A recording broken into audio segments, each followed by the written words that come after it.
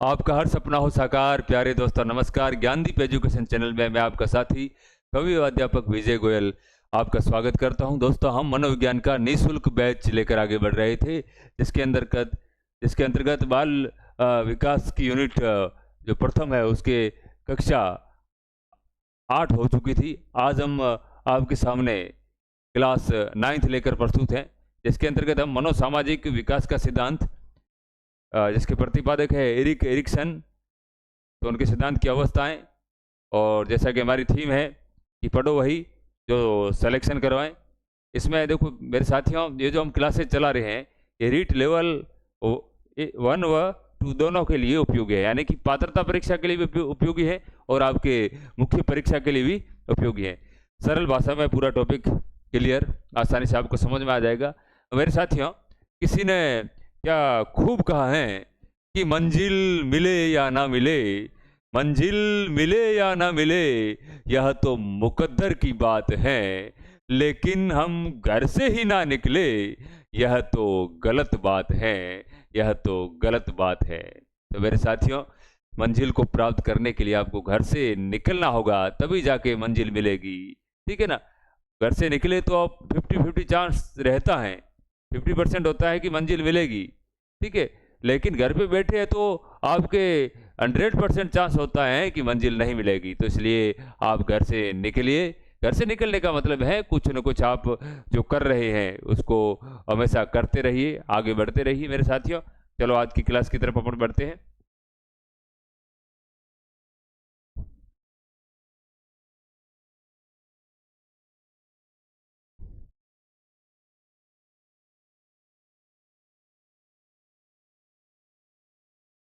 एक मिनट मेरे साथियों।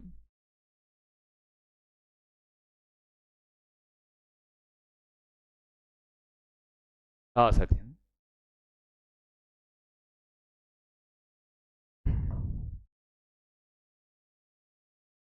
आज हम पढ़ेंगे मनोसामाजिक विकास का सिद्धांत।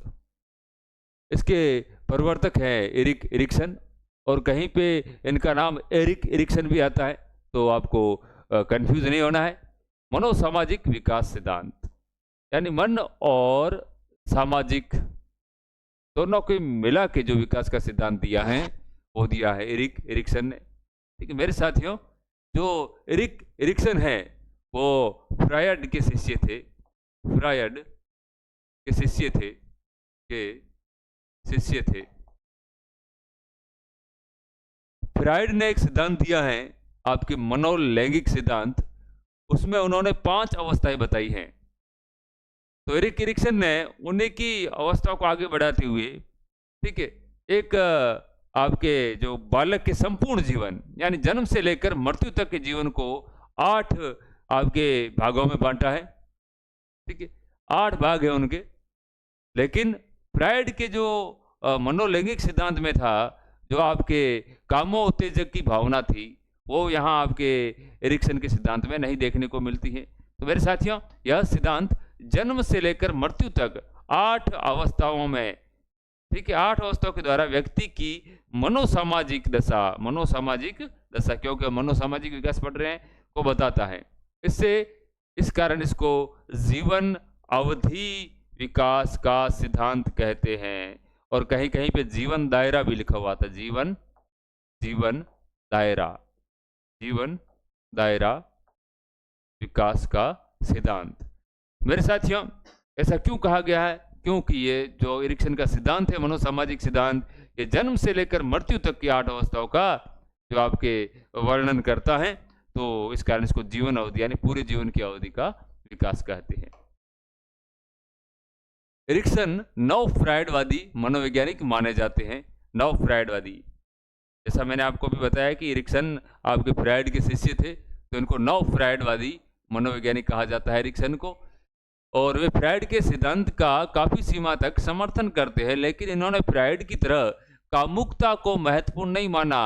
फ्रायड ने अपने सिद्धांत में कामुकता को है महत्वपूर्ण माना है, लेकिन इन्होंने कामुकता को महत्वपूर्ण नहीं माना। एरिक्सन फ्रायड के विद्यार्थी थे, यानी कि उनके शिष्य थे।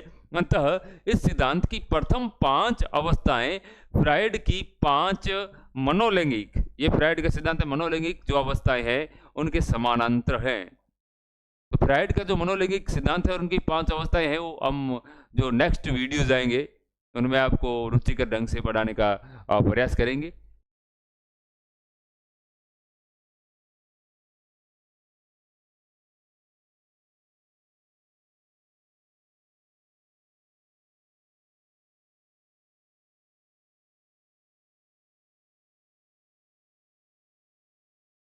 हाँ मेरे साथियों, तो जो एरिक एरिक्सन ने आपके मनो सामाजिक सिद्धांत की 8 अवस्थाएं बताई हैं, उन 8 अवस्थाओं को हम एक एक कर देख लेते हैं।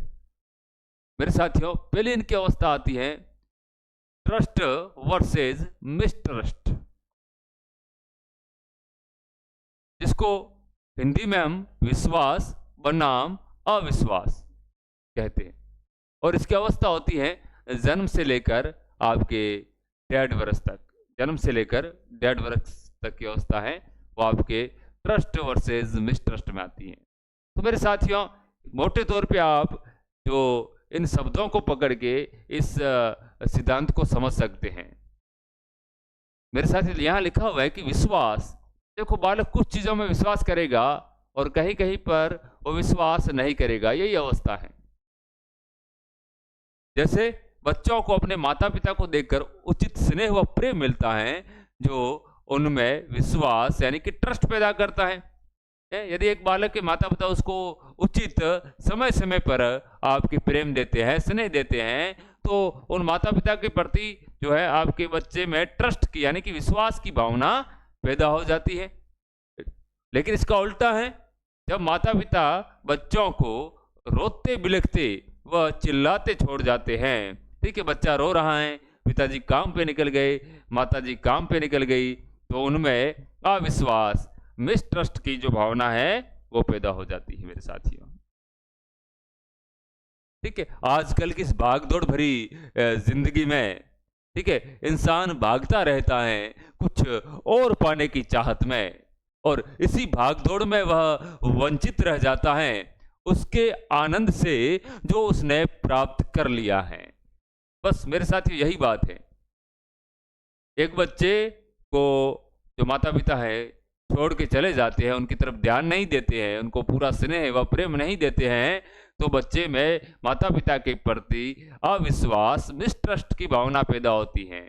और एक बच्चा जिसको उसके माता पिता बहुत प्रेम देते हैं, स्नेह देते हैं, तो उस बच्चे की माता पिता के प्रति ट्रस्ट की भावना पैदा होती है। एक वाक्य मुझे याद आ रहा है, ठीक है, किसी ने एक व्यक्ति से पूछा जो ऑफिस में काम किया करता था, पूछा कि आपके बच्चे कितने हैं?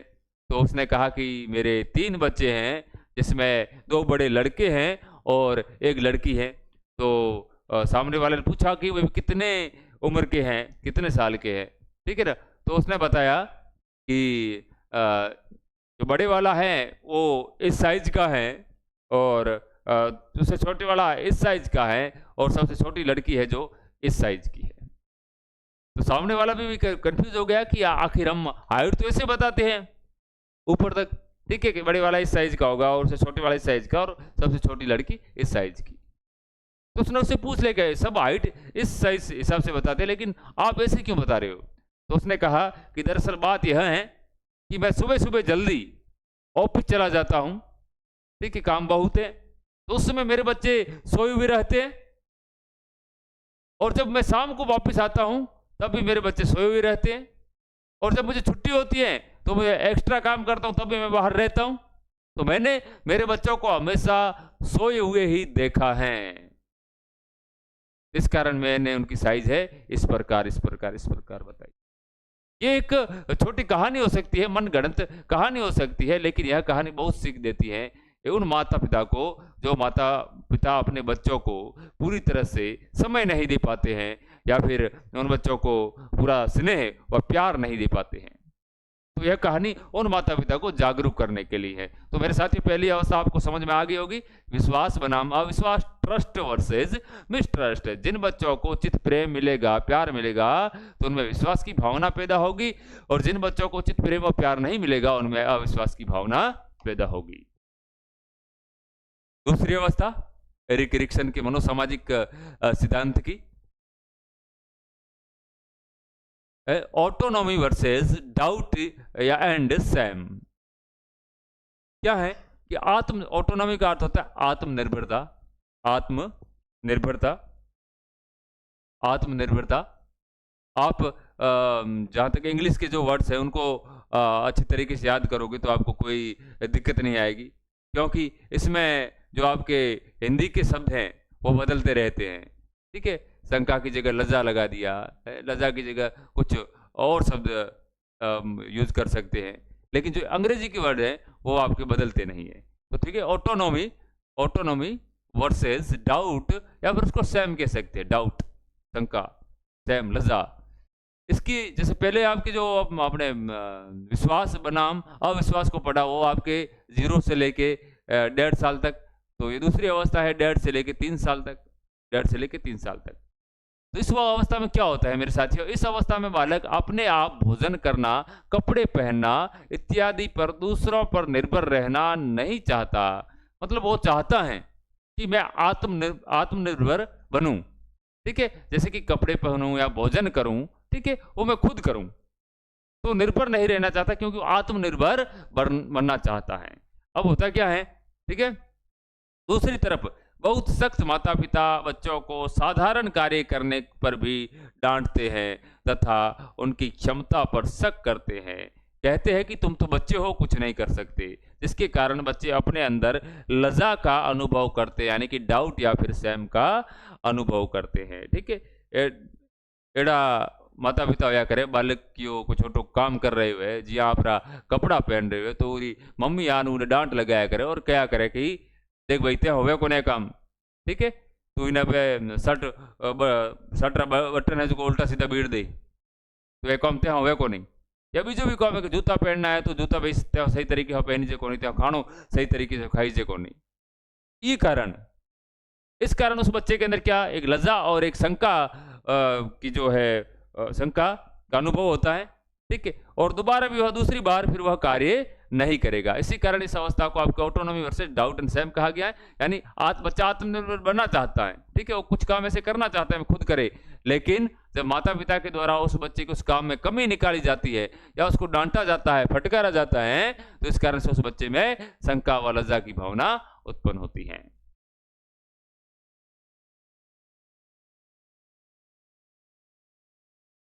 तीसरी अवस्था, तीसरी अवस्था है मेरे साथियों पहल बनाम अपराध बोध।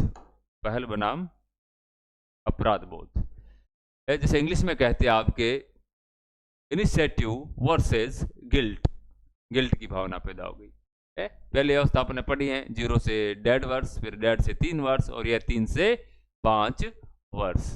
ठीक है, इसमें क्या होता है मेरे साथियों, देखो पहल से आप समझ गए, कुछ पहल करेगा वो, ठीक है, जब उसकी पहल को मान्यता प्राप्त नहीं होगी, उसको रोका जाएगा, तो फिर उसमें अपराध बोध की भावना पैदा हो जाएगी, यानी गिल्ट पैदा हो जाएगी। ठीक है, यह बच्चों का प्राक स्कूली वर्ष यानी प्री स्कूल ईयर्स होता है, क्योंकि इस साल मतलब 5 साल का बच्चा स्कूल जाता है, उससे पहले की अवस्था, तथा यह अवधि बालक की पूर्व प्रारंभिक बाल्य अवस्था की होती है। जिस प्रकार हमने शुरू में पढ़ा था कि है ना, पूर्व प्रारंभिक बाल्य अवस्था और उत्तर बाल्य अवस्था, तो पूर्व प्रारंभिक बाल्य अवस्था की होती है। माता पिता बच्चों को जिंदगी के सभी क्षेत्रों में नए नए खोज करने की प्रेरणा देते हैं, तो इसे पहल की संज्ञा कहते, इसे कहते हैं पहल। ठीक है, माता पिता कहते हैं कि बेटा तू ये काम कर, ठीक है, ये कर, ये कुछ नया कर, है, सृजनशीलता का जो भाव है वो पैदा हो। ठीक है, तो बच्चा उसमें पहल करेगा, तो इसको पहल की संज्ञा दी है।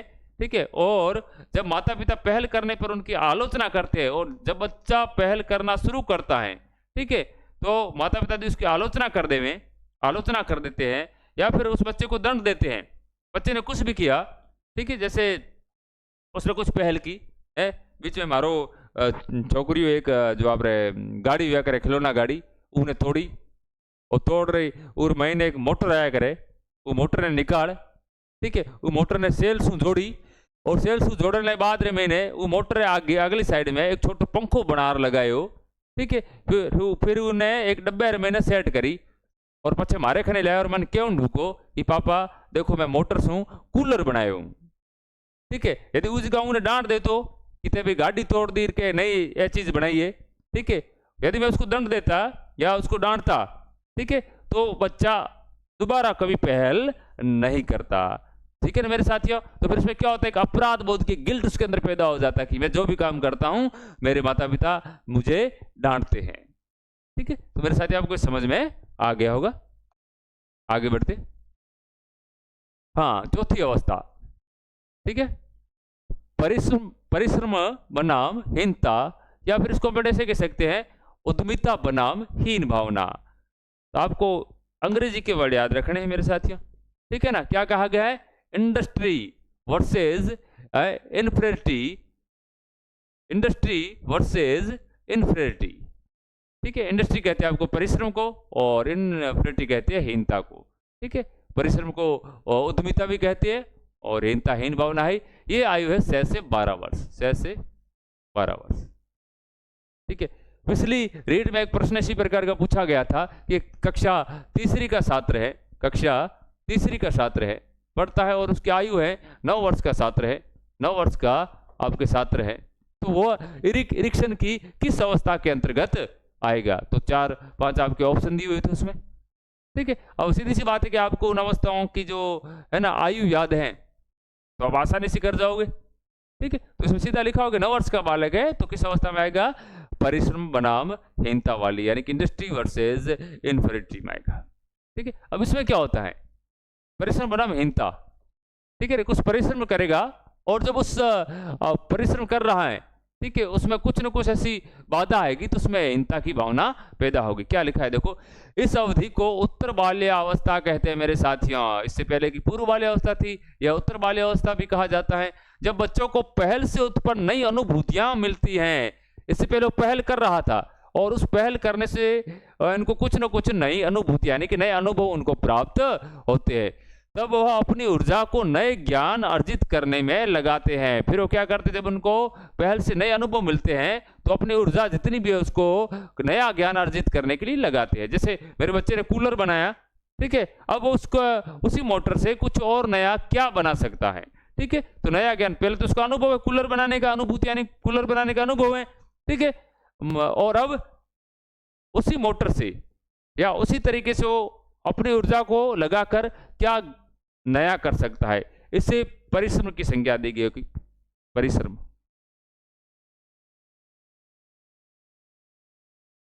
परिश्रम कहा गया इसे,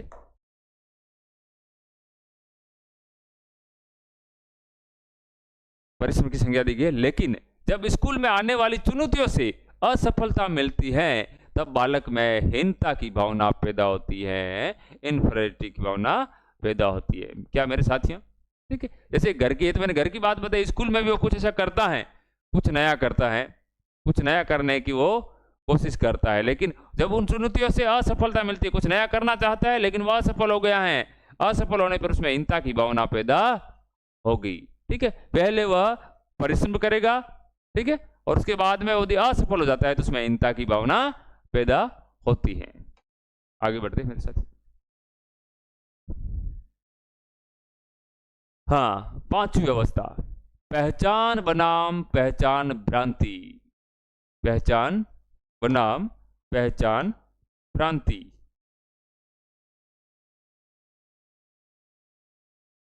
इसको अंग्रेजी में कहते हैं identity, identity versus role confusion, role confusion. एक अंग्रेजी का नाम याद रखोगे, ये है आपके 12 से लेकर 18 वर्ष तक। आपको पता है कि 12 से 18 वर्ष का जो बालक है वो आपके या किशोरावस्था की, किशोरावस्था में चला जाता है बालक, ठीक है। इस अवस्था में किशोरों में यह जानने की प्राथमिकता होती है कि वह कौन है, किस लिए है, ठीक है ना। एक बालक कहते हैं कि वह है कौन, आखिर किस लिए है और अपने जीवन में कहाँ जा रहे हैं, बस यही। देखो मेरे साथियों, वो आखिर इस धरती पे हैं तो किस लिए हैं, उसकी सही पहचान क्या, कौन है, और आखिर वो आगे बढ़ रहे हैं, कुछ कर रहे हैं, ठीक है, तो आखिर में जा कहाँ रहे हैं, इसे पहचान की संज्ञा दी गई है। इसे कहते हैं पहचान। कुछ करने की बात जब आती है तो उसे पहचान की संज्ञा, पहचान की संज्ञा दी गई है। तथा जब बालक भविष्य का रास्ता सुनिश्चित नहीं कर पाते, ठीक है, वो कौन है, किस लिए और अपने जीवन में कहां जा रहे हैं, इससे पहचान, क्योंकि वह खुद को पहचान गया है कि खुद क्या करना चाहता है। लेकिन जब बालक क्या होता है, भविष्य का रास्ता सुनिश्चित नहीं कर पाते हैं, तब संभ्रांति की अवस्था उत्पन्न हो जाती है, रोल कंफ्यूजन, ठीक है ना, सुनिश्चित नहीं कर पाते हैं। ठीक है, भविष्य में जाके उनको रास्ता आखिर चुनना क्या है, आखिर उन्हें आगे जाकर क्या करना है। यदि ऐसी भावना उनमें पैदा हो जाए तो उनमें एक संभ्रांति, रोल कंफ्यूजन खुद के प्रति, ठीक है ना, इसे कहते हैं संभ्रांति की अवस्था। आइडेंटिटी वर्सेस रोल कंफ्यूजन 12 से 18। आगे बढ़ते हैं। छठी अवस्था है मेरे साथियों, एरिक एरिक्सन के मनोसामाजिक सिद्धांत की, घनिष्ठता बनाम अलगाव। घनिष्ठता बनाम अलगाव, इसे कहते हैं आपके इंटीमेसी, इसे कहते हैं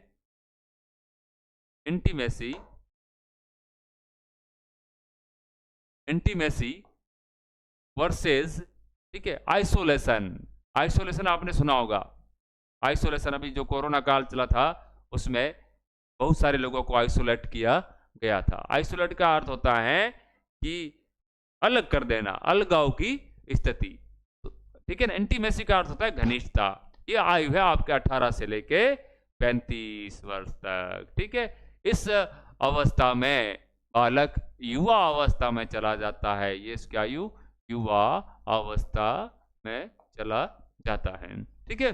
इस अवस्था में युवक दूसरों के साथ सामाजिक लैंगिक घनिष्ठता बनाने के लिए उत्सुक रहते हैं, ठीक है। हाँ, किसी के साथ घुलना मिलना बैठना, यानी नजदीकियां बनाना चाहते हैं, घनिष्ठता बनाना चाहते हैं सभी के साथ में, ठीक है ना। और कहा भी है ना कि कुछ लोग नजदीक होकर भी दूर होते हैं और कुछ लोग दूर होकर भी नजदीक होते हैं। बड़ी गहराई है इस पंक्ति में, समझिएगा।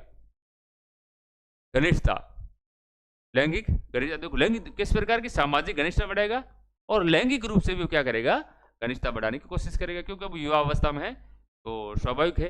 परंतु पूर्व में निराशाजनक अनुभवों के कारण युवाओं में इस अवस्था में अलगाव की भावना पैदा होती है। देखो मैं एक आपको बात बता रहा हूँ कि जैसे एक बालक है इस अवस्था में, और युवा, बालक तो नहीं कहेंगे हम, युवा हैं, वो समाज में घनिष्ठता बनाना चाहता है, किसी एक दो को अपना दोस्त बनाना चाहता है, लेकिन उन दोस्तों ने इंटरेस्ट नहीं दिखाया, या फिर ऐसा कह सकते हैं कि जैसे वो किसी लड़के या लड़की से दोस्ती करना चाहता है, ठीक है, लेकिन उन्होंने कोई रिस्पॉन्स नहीं दिया। वो घनिष्ठता नजदीकियां बढ़ाना चाह रहा था, लेकिन उन्होंने कोई रिस्पॉन्स नहीं दिया, तो फिर कैसी स्थिति पैदा हो जाएगी मेरे साथियों, ठीक है, वह आइसोलेशन में आ जाएगा, आइसोलेट हो जाएगा कि मुझे नहीं मिलना किसी से, ठीक है ना, तुम मुझसे दूरियां बना रहे हो तो मुझे आपसे भी नहीं मिलना है।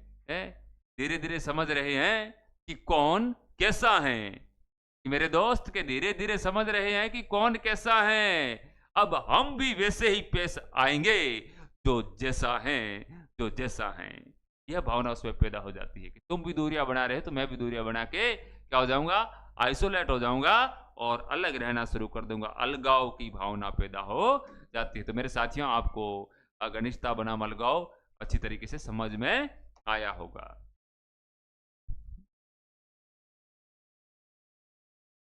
हाँ, एरिक एरिक्सन के मनोसामाजिक सिद्धांत की आपके 7वीं अवस्था है सृजनात्मकता, या ऐसे हम कह सकते हैं जन्नात्मकता बनाम स्थिरता, ठीक है। स्थिरता या इसको सृजनात्मकता जन्नात्मकता कह सकते हैं, ठीक है। और अंग्रेजी में से कहते हैं आपके जनरेटिविस्ट वर्सेज स्टेगेशंस, ठीक है। ये आयु होती है 35 से 65 वर्ष की, 35 से 65 वर्ष की। जन्नात्मक से ऐसे हैं कि व्यक्ति द्वारा अपनी संतान तथा जिस समाज में उनकी संतान रहेगी उसको उन्नत बनाने की चिंता, ठीक है ना। इसका मतलब होता है सृजनात्मकता या फिर आपके जननात्मकता। इसका अर्थ होता है, ठीक है ना, क्या होता है कि जो व्यक्ति, देखो यहां से आप व्यक्ति हैं, बड़ा हो गया, 35 से 65 वर्ष की आयु है, तो क्या करेगा, इसके शादी भी कर ली है, इसके बच्चे भी हो गए, अपनी संतानें भी उनकी बड़ी बड़ी हो गई हैं, तो उसको एक चिंता रहती है कि समाज में, ठीक है, जो मेरी संतान है वो क्या करे, है सबसे अलग प्रस्तुत हो, अच्छी दिखे, है उन्नति के मार्ग पे चले, ठीक है, तो समाज में एक नई मिसाल कायम हो सके कि इनका लड़का, कि मैं फलाने रो लड़को या लड़की भाई आज ये काम कर दी दो, है मोटो काम कियो आज फलाने लड़को या लड़की आज आप रे है ना आरएस बन गई। तो ई बात माथे वो उन जो आप टाबरियन है आप बालक बालिकाओं ने उन्नत बनाने की कोशिश કર્યા करे ताकि समाज में उमारो भी नाम रोशन हुए और आपरो भी नाम रोशन हुए। अर्थात वह समाज व अपने बच्चों दोनों को विषय के बारे में सोचता है कि बच्चे भी आगे बढ़े और समाज में भी उसकी प्रतिष्ठा अच्छी हो। और यदि व्यक्ति देखो ये तो कि इस प्रक्रिया को कहेंगे आपके सृजनात्मकता, यानी बच्चों में कुछ सृजन करता है, जन्नात्मकता, यानी जो उसकी संतान है उनको उन्नत बनाने की प्रक्रिया, ठीक है। लेकिन यदि व्यक्ति ऐसा करने में असफल रहे तो वह निष्क्रिय और रुग्ण मानसिकता से ग्रसित हो जाता है। निष्क्रिय और रुग्ण मानसिकता। फिर दोस्तों निष्क्रिय आखिर होता ही है यदि एक पिता है जो अपने बच्चे के लिए अच्छा सोच रहा है, ठीक है, और वही बच्चा, ठीक है, अपने पिता के विरोध में जाकर क्या करता है, कुछ गलत संगत में पड़ जाता है, ऐसे साथियों की संगत में जो अलग अलग टाइप का नशा करते हैं, ठीक है, या फिर अलग अलग टाइप की चोरियां करते हैं, ठीक है। तो यह बात उसके पिता को पता चलती है कि मैं मेरे बच्चों को उन्नत बनाना चाहता था और समाज में एक अच्छा नाम उनका प्रस्तुत करना चाहता था, लेकिन मेरे बच्चों ने क्या किया, मतलब वो गलत संगत में पड़ गए, ठीक है। तो वो फिर उसको दिमाग में एक टाइप की जो है रुग्ण मानसिकता आ जाती है, निष्क्रिय हो जाता है, ठीक है ना, एक रोगी जैसी मानसिकता आ जाती है कि अब क्या करना, मेरे बच्चे तो है ना ये तो उन्नत हो नहीं पाए हैं, इनको मैं उन्नति की राह पे लाना चाहता था लेकिन मेरे बच्चे अवनति पर आ गए।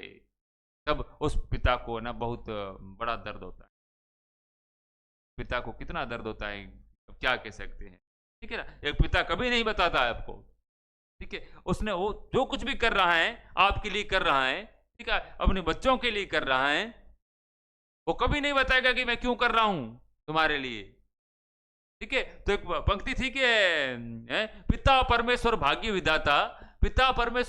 विधाता मन की मनमानियों को मार जाएंगे लेकिन कारण नहीं बताएंगे।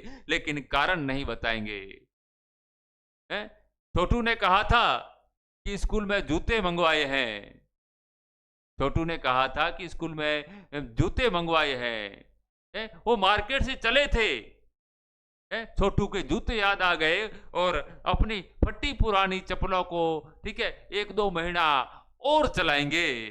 पिता परमेश्वर भाग्य विधाता मन की मनमानियों को मार जाएंगे लेकिन कारण नहीं बताएंगे।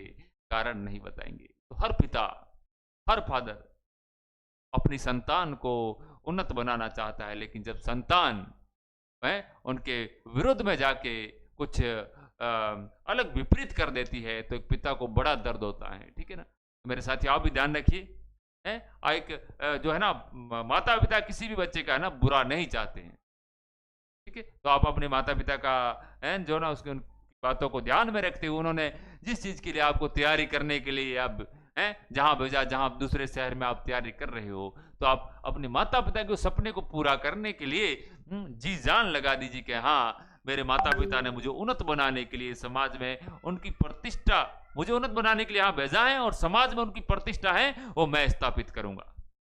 बस यह विचार जिस दिन आपके मन में आ गया ना मेरे साथियों, तो है देखना आप, किसने कहा कि पढ़ाई नहीं होती है, आप चुटकियों में पढ़ाई कर लोगे मेरे साथियों, ठीक है। तो फिर क्या होता है, फिर वो पिता है, वो जो आपके शख्स हैं, ठीक है, वो उसकी भावना, कैसी भावना, आपकी रुग्ण भावना और मानसिकता, रुग्ण मानसिकता भावना पैदा हो जाती है। सात अपने पढ़ ली है। इरिक्सन की 8वीं अवस्था की ओर बढ़ते हैं, ये अंतिम अवस्था है इरिक्सन की। आप इसको सरलता से याद रख सकते हो अंग्रेजी के वर्ड पकड़ के, ठीक है ना, आप कोई भी ट्रिक बना लो तो उसमें कोई दिक्कत नहीं है, ठीक है। 8वीं अवस्था है आपकी integrity versus disappear. Integrity versus disappear, integrity versus integrity का अर्थ होता है संपूर्णता, है संपूर्णता, परिणाम हताशा या फिर निराशा।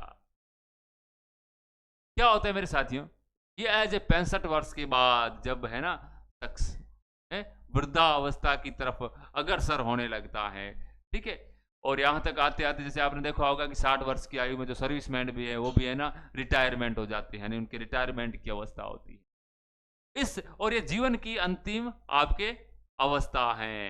जीवन के अंतिम मतलब इसमें जीवन दायरा सिद्धांत, जीवन अवधि सिद्धांत, मनोसामाजिक सिद्धांत की आपकी अंतिम अवस्था है। इस अवस्था में आने के बाद में मेरे साथी होता क्या है, ठीक है, व्यक्ति बैठा बैठा, ठीक है, अकेला घर पे बैठा है अपने घर के बगीचे में, क्योंकि रिटायर हो चुका है, अब काम नहीं करता, काम वो कर भी नहीं सकता क्योंकि उसका शरीर भी साथ नहीं देता है, तो बैठा बैठा सोचता है अपने पुराने जीवन के अनुभव, पुरानी बातों को याद करता है और सोचता है कि मैंने आज तक जितना भी किया है, यानी कि पिछली 7 अवस्थाएं उनके बारे में सोचता है, क्या वो मैंने सही किया है।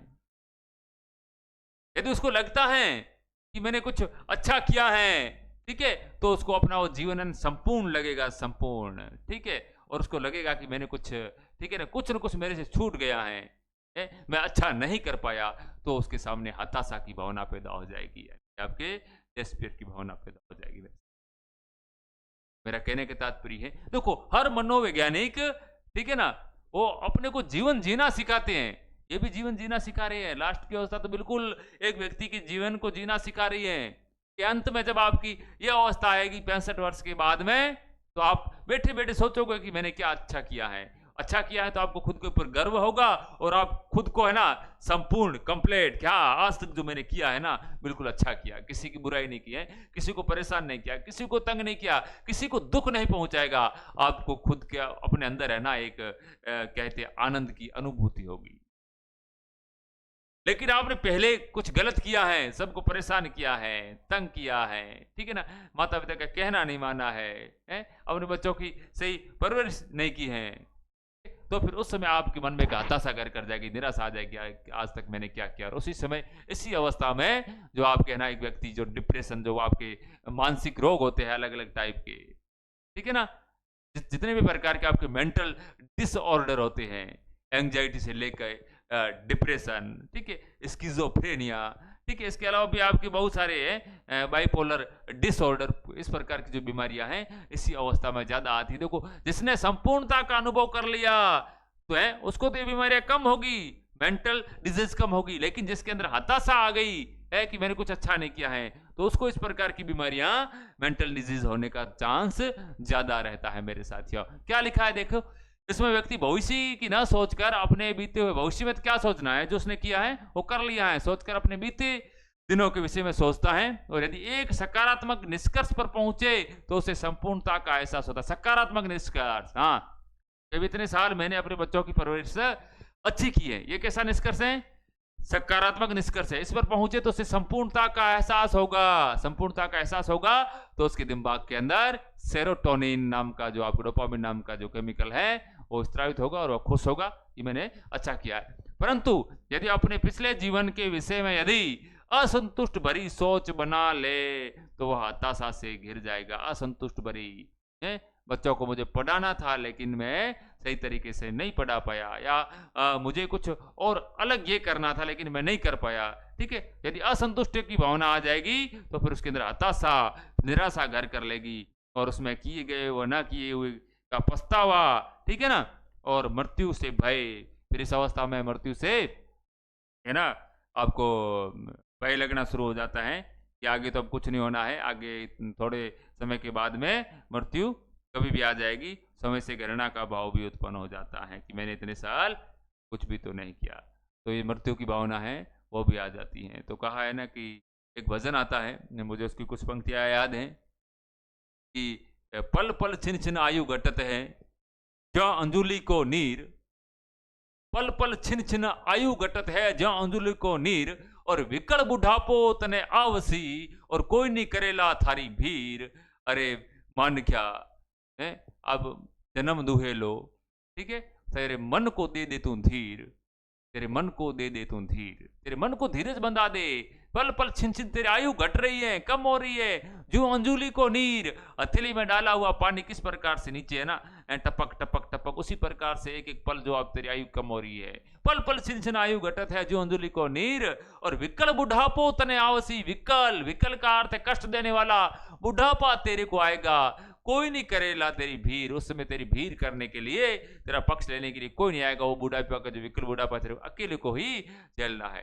तो साधु भाई दे दे मन को धीर, ठीक है, तो मन को धीर दे दे, मतलब धीरज दे के मन को कुछ ऐसा सुकर्म कर ले, और सुकर्म करेगा तो तेरा उस बुढ़ापे में है ना अच्छा कर जाएगा, बुढ़ापा अच्छा कर जाएगा। उस समय तो ये सोचेगा मेरे अब बुढ़ापा मुझे भले विकल आ गया है, लेकिन मैंने जो इतने साल किया है वो अच्छा किया है। तो मेरे साथियों, आप भी जीवन में अच्छा करते रहिए, अपने माता पिता का कहना मानते रहिए, ठीक है। इस प्रकार के जो आपको रुचिकर जो आपके मनोविज्ञान के सिद्धांत है, बाल विकास के सिद्धांत है, अब मात्र आपके 2-4 सिद्धांत और बचे हैं, 2-4 क्लासें और होगी, उसके बाद में हम अगली जो क्लासेज हैं उनको शुरू करेंगे। इसके अलावा आपके लिए अब मैं ना छोटी छोटी ट्रिकली क्लासेस, इसकी अवस्थाओं को याद कैसे करना है, 8 को 8 याद कैसे रहे, इसके लिए भी अलग से क्लास लेकर आएंगे। बाकी जितनी भी प्रकार के है ना आपके, जिससे जहां से हमें लगा कि अच्छी ट्रिक बन सकती है और बच्चों के 30 में से 10-15 नंबर है मात्र 5 या 10 मिनट की वीडियो से आ सकते हैं, तो हम क्लास लाने की आपके साथ जरूर कोशिश करेंगे, ठीक है। तो आप सभी भाइयों का सहयोग बना रहे, ठीक है, प्रेम बना रहे, इसी आशा के साथ में मैं अध्यापक व कवि विजय डी गोयल आपसे विदा लेता हूँ, फिर मिलेंगे। जय हिंद, जय भारत।